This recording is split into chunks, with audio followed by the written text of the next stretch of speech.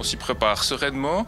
On sera plutôt, nous, des observateurs privilégiés, vu que les JOJ auront aussi lieu sur le site de la Vallée de Joux, qui est site haute.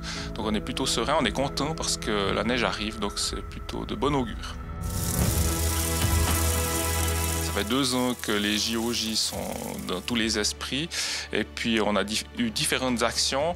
Nous, on doit mettre en place un certain nombre de choses en collaboration avec la Direction générale d'enseignement obligatoire et puis avec le comité d'organisation locale présidé par Dominique Rochat. On a commencé par faire un tout petit projet que nous avons présenté au comité olympique qui a été accepté. Vous voyez qu'il est très mal fait avec des grosses vis. Et puis ensuite, il a fallu préparer le bois. En tout, nous arrivons à 349, 350 pièces. J'ai juste fait le calcul, ça fait quelque chose comme 175 mètres de planche. Cela fait passer 2 km de rabotage pour ces différentes pièces.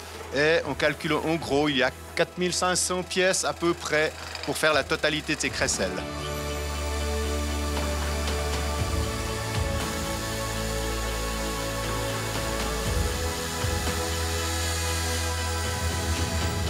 On a différents projets, notamment la réalisation de crécelles pour mettre l'ambiance au bord des pistes et puis des productions au niveau des arts visuels aussi pour égayer un peu la région.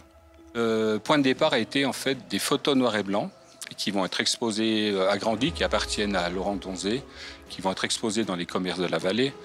Donc on a fait un travail de réinterprétation en fait de ces travaux pour que les élèves expérimentent et découvrent toutes ces techniques et ces artistes différents. Voilà.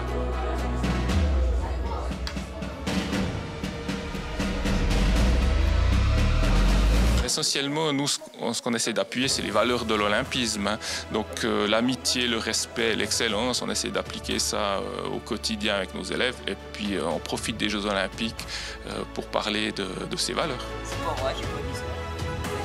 D'un point de vue personnel, je me réjouis. Pour moi, c'est une chance incroyable de réunir de la jeunesse du monde entier dans nos vallées, en particulier dans le canton de Vaud en général. Le canton de Vaud qui est quand même le berceau de l'olympisme moderne.